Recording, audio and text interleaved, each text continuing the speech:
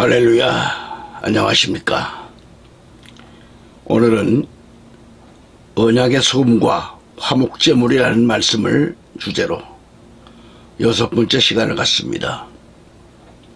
레위기 3장 1절로 6절 말씀을 제가 봉독한 다음 말씀을 전하려고 합니다.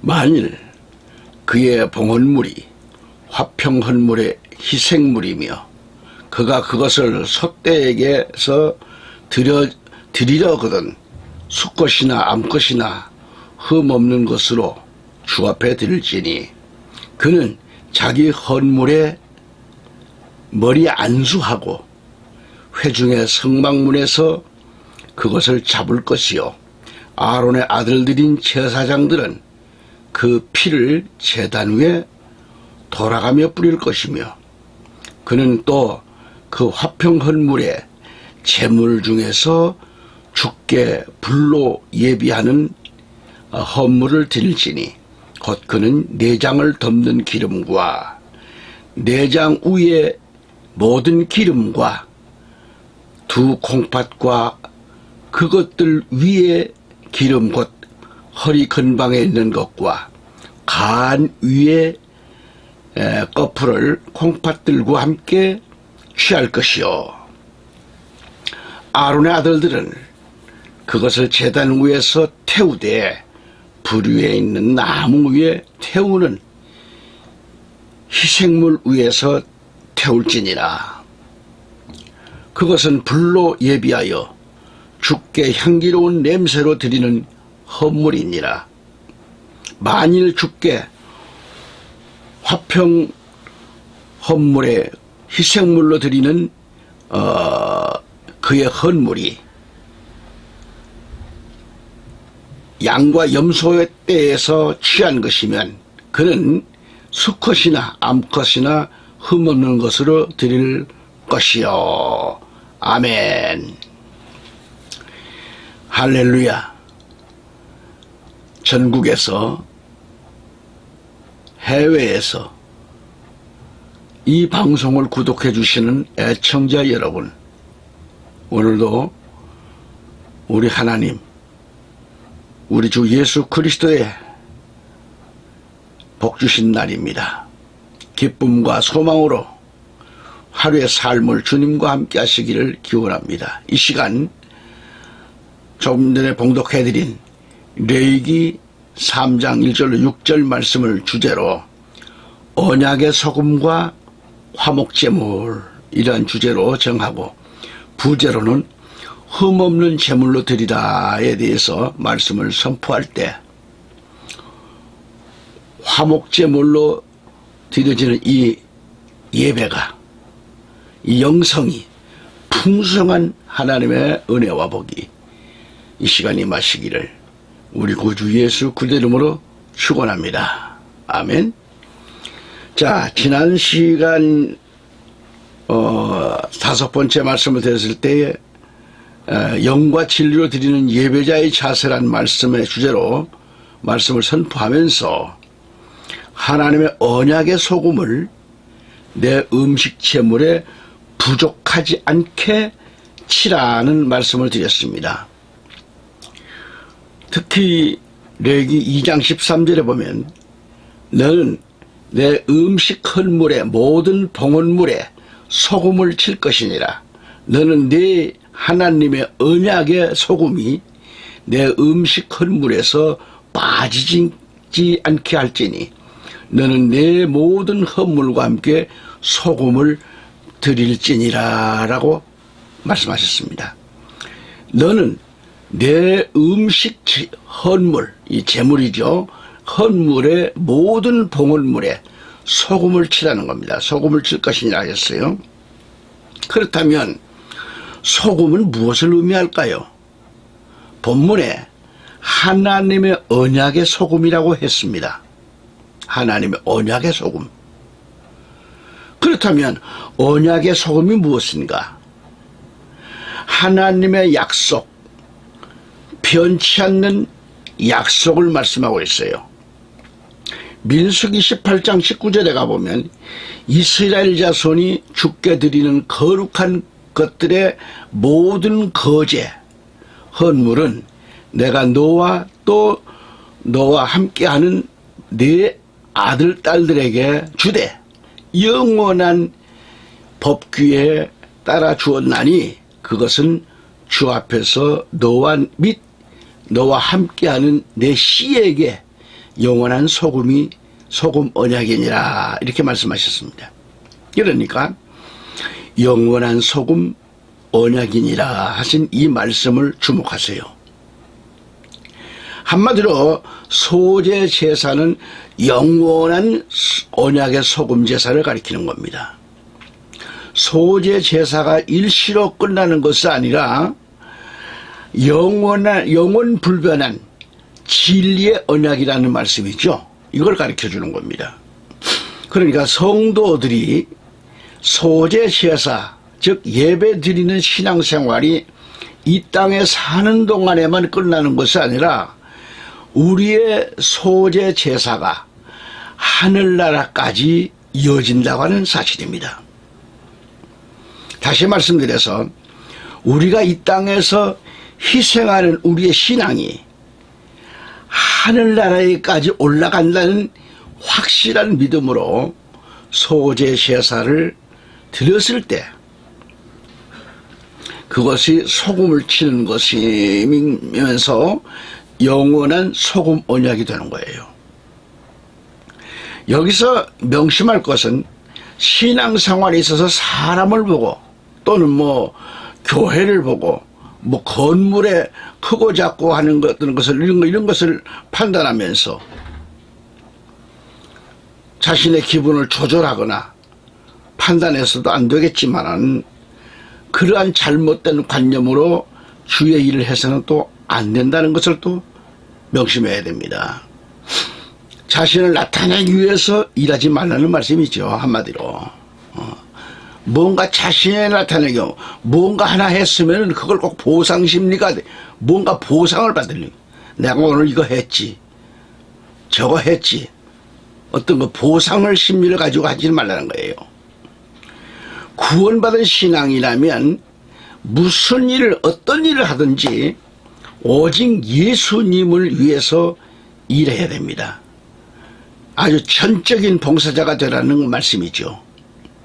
하나님의 영원한 이 약속의 말씀을 믿고 자신을 온전히 희생할 수 있어야 됩니다. 희생해야 돼요. 그러니까 영원한 소금 언약의 말씀을 믿고 자신을 조건 없이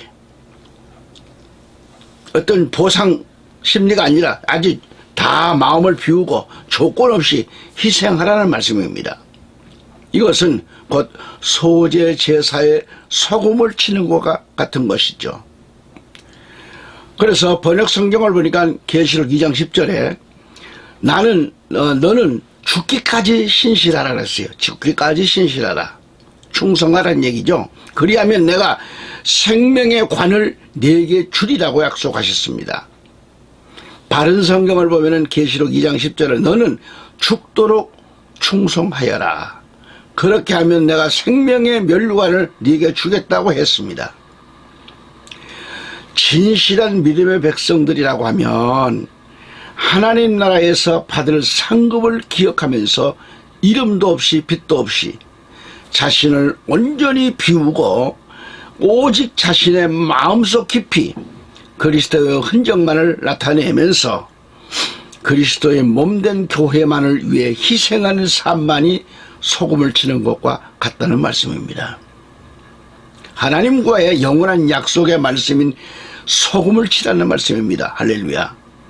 오늘 현 시대를 살아가면서 우리 크리스찬들은 예수 그리스도를 위해 일하는 데 있어서 그것이 어떤 일이든 크든지 작든지 각자가 일하는 데 있어서 하늘나라에 기록된다는 말씀입니다. 반드시 일하는 대로 심은 대로 거두게 된다는 그런 말씀이죠. 아멘. 그러므로 우리 신앙인들은 영원히 살 곳은 이 땅이 아닙니다. 로마서 8장 1절에 그러므로 이제 그리스도 예수님 안에 있는 자들에게는 정죄함이 없나니 그들은 육신을 따라 걷지 아니하고 성령을 따라 걷느니라고 했습니다.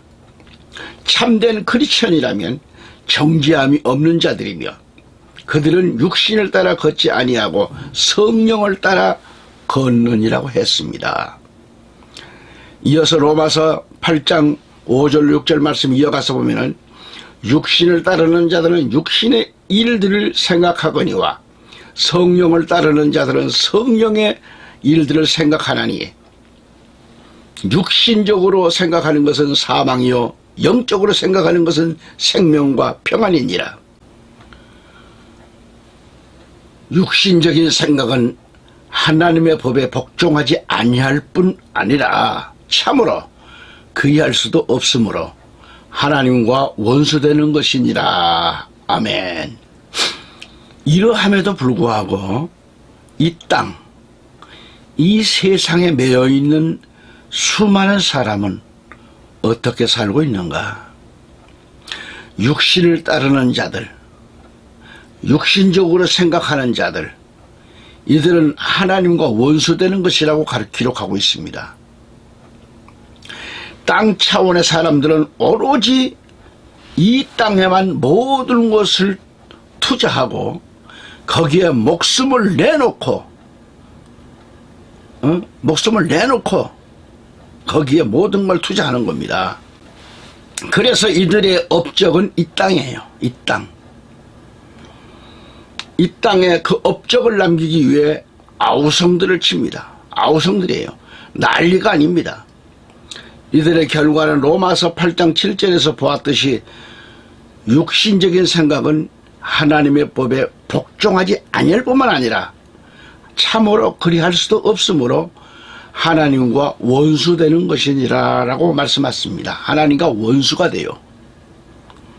그렇다면 우리 크리스천들은 어떻게 살아야 할까요? 믿음을 굳게 지키며 신앙생활하는 우리는 여러분 각자의 신앙생활의 그 행위가 하나님 보시기에 합당한 자로서 하늘나라에 그 이름이 기록된 것을 믿고 소제 제사를 드리되 소금을 치는 것이 되어야 합니다. 레위기 2장 13절에 너는 내 음식 헌물에 모든 봉헌물에 소금을 칠 것이니라.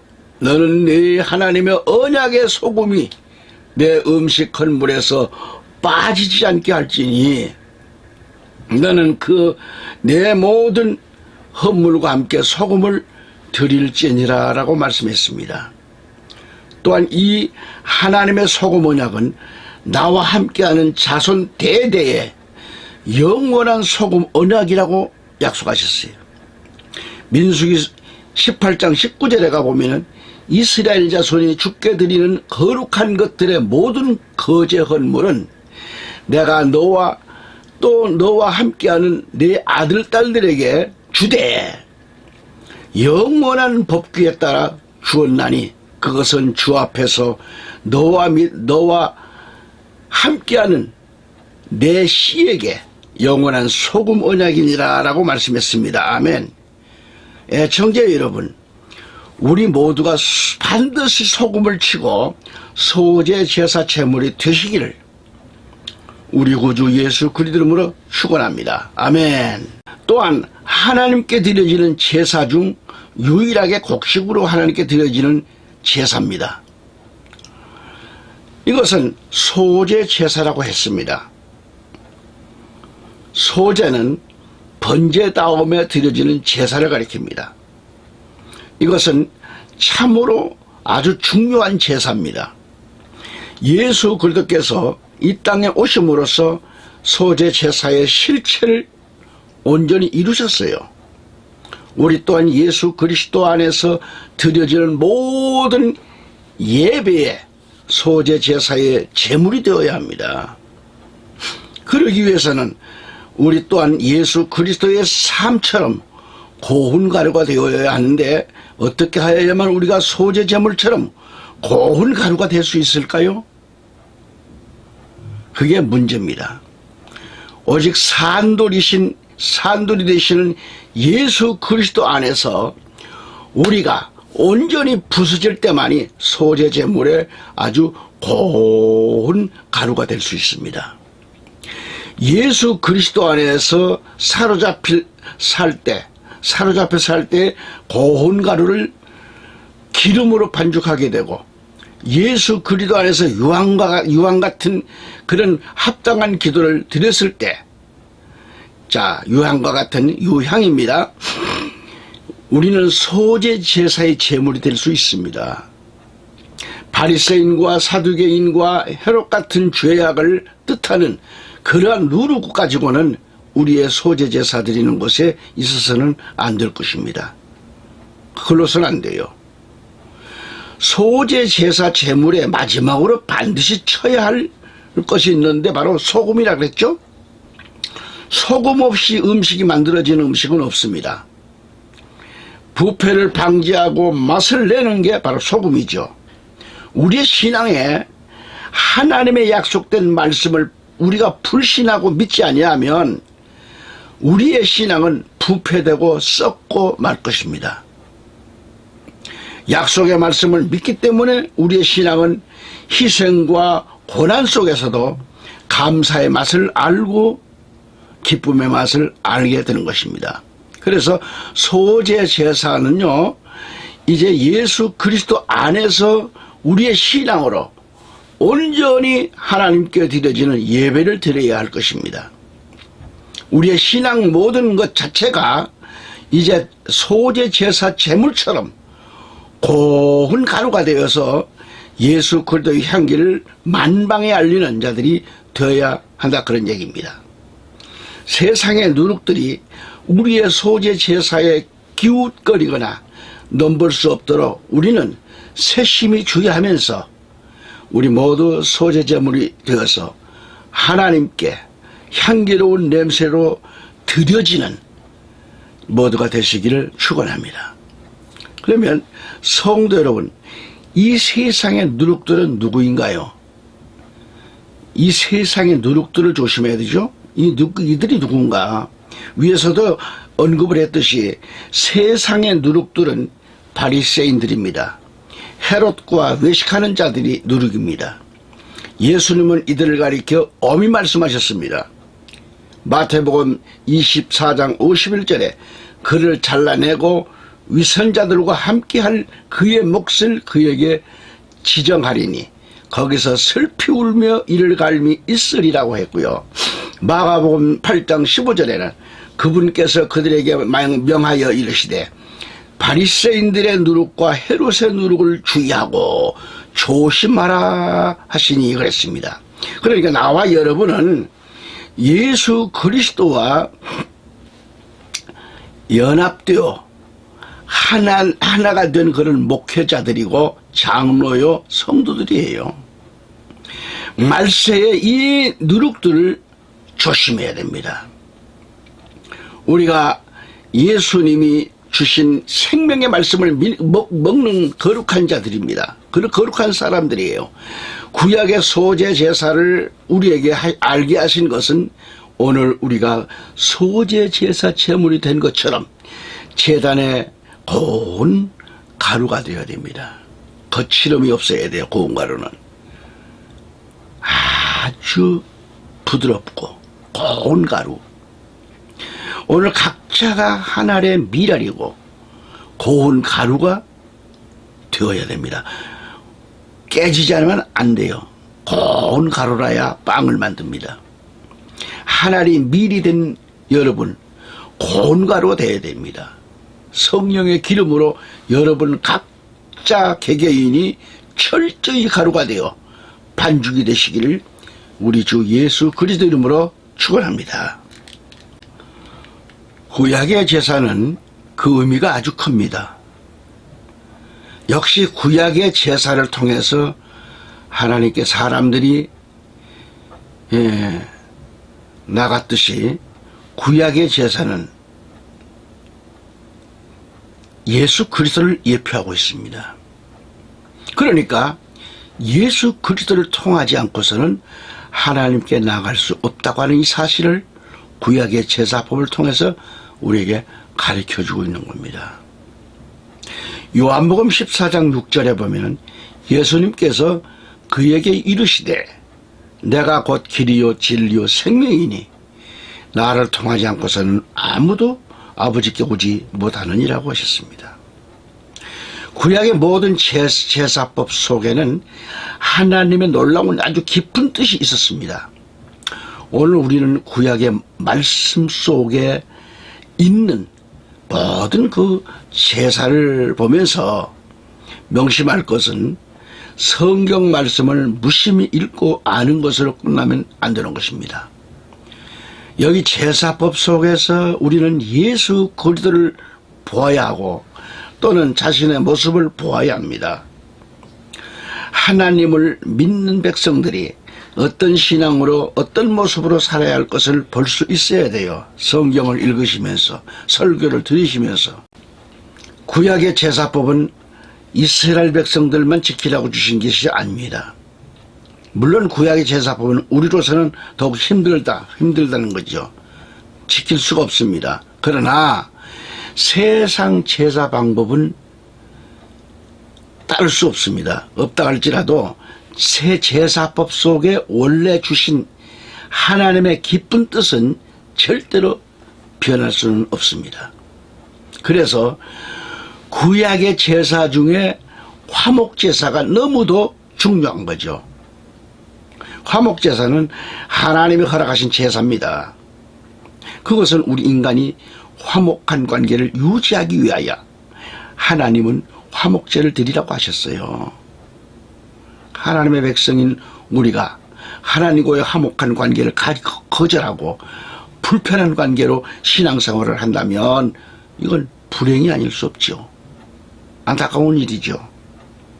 그러니까 화목제사가 오늘 우리에게 주는 의미가 무엇인지 이걸 알아야 됩니다. 그래서 깨어진 관계, 불편한 관계에서 이제부터는 하나님과의 관계가 화목한 관계로, 화평한 관계로 회복하는 역사로 일어나야 되고, 그래서 우리는 하나님 제단의 화평제물이 되어야 돼요. 화목한 제물이 되어야 돼요. 그렇게 되시기를 우리 구주 예수 그리스도 이름으로 축복합니다. 그러면 자, 제단에 화목제물, 이 화평의 제물이 되어야 되겠는데, 레위기 3장 1절을 봅니다. 만일 그 사람의 헌물이 화목제의 희생제물이고 그가 수컷이든 암컷이든 간에 그것을 솥대에서 취한 것이면 그는 흠없는 것을 주께 드릴지니, 흠없는 것 드려야 돼요. 만일 주께 드릴 화목제의 희생을 위한 그의 제물이 수컷이든 암컷이든 간에 양떼에서 취한 것이면 그는 흠없는 것을 드릴 것이며, 만일 그의 제물이 염소이면 그는 주 앞에 그것을 드릴지니라 라고 하셨습니다. 여기서 우리가 집중할 것은 뭐냐? 화목제 제사는 짐승을 드리는 피해 제사였습니다. 제물은 소, 양, 염소 세 가지만 드릴 수 있었어요. 그런데 특이한 것은 하나님께 올려드리는 이 제물은 반드시 수컷을 드려야 돼요. 물론 암컷도 드리도록 허락하셨습니다만, 하지만 흠이 없거나 병든 것은 절대 안 됩니다. 여러분, 흠이 있는 것, 병든 것입니다. 우리가 알 것은 화목제사를 통해서 하나님의 이 깊은 사랑이 이게 숨겨져 있다는 점이죠. 이해를 돕는다면 화목제란 뭘까? 히브리 원문에 보니까 제바의 슐람임이라고 했어요. 이 제바의 슐람임이라고 했는데 이 뜻이 뭘까요? 화평의 희생제, 친교의 희생제, 수컷이나 암컷이나 하나님과의 화목한 관계를 이루기 위해서는 남녀노소 빈부귀천이 있을 수 없습니다. 흠없는 것은 뭘까요? 예수 그리스도를 의미합니다. 흠이 없다라는 것은요, 예수님만이 흠이 없으십니다. 인간 스스로는 화목제물이 될 수가 없습니다. 오직 하나님과의 내가 하나로 연합되어질 때 비로소 화평한 이 화목제물이 될 수 있습니다. 그러니까 여호와 앞에 드릴지니라고 말씀하셨는데, 십자가에서 죽으신 예수님은 하나님 앞에서 죽임을 당하셨어요. 이처럼 우리도 하나님 앞에 드려지는 제물이 될 것을 가르쳐 주는 겁니다. 아멘.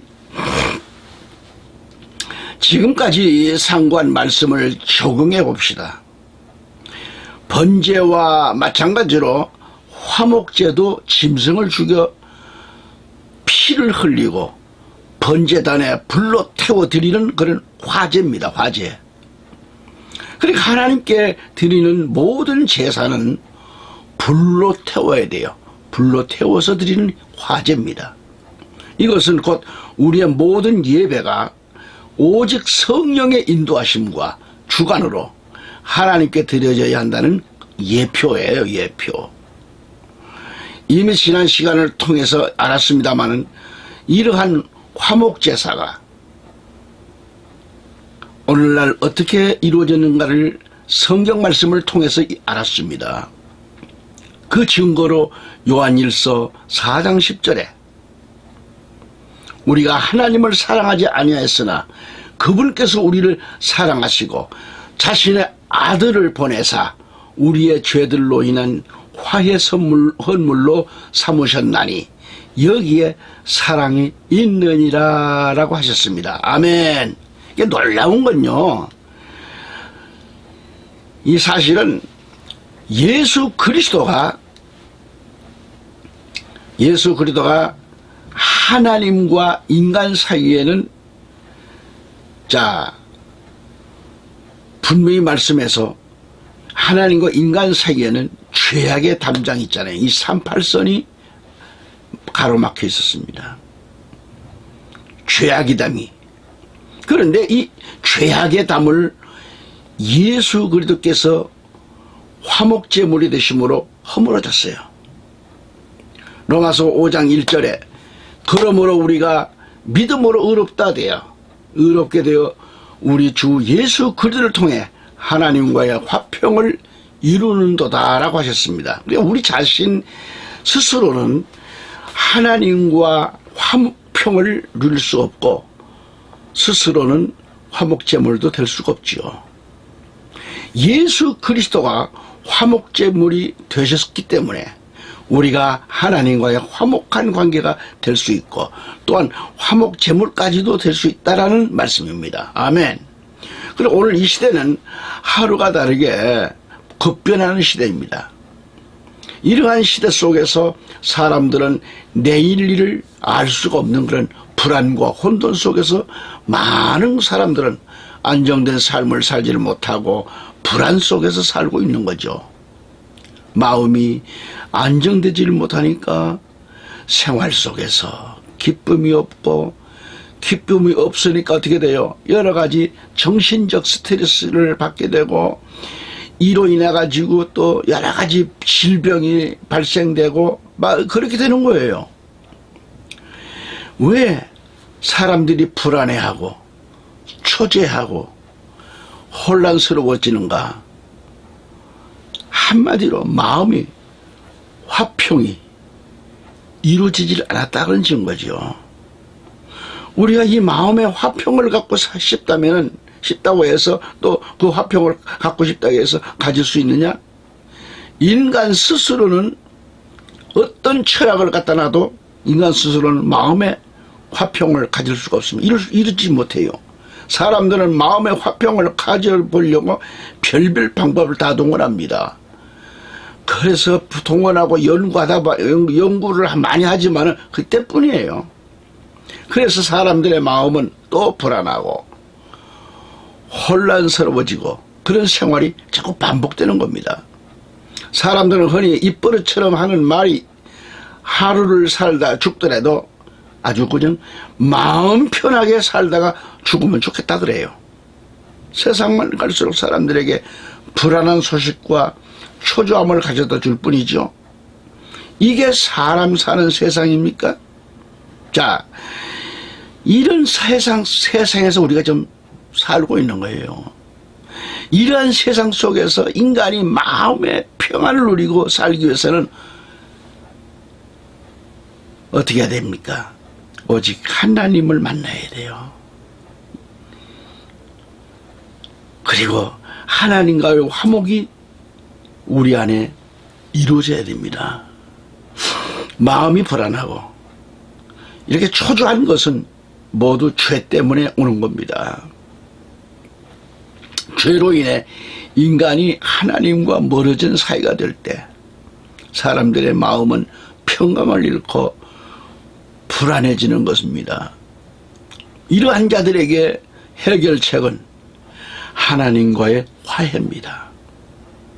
하나님과의 화해는 화목제물 대신 예수 그리스도를 믿고 예수 그리스도와 하나가 되어질 때 예수 그리스도의 평강이 마음에 임하게 된다는 것을 아셔야 됩니다. 청자 여러분, 오늘도 함께 하신 걸 감사합니다.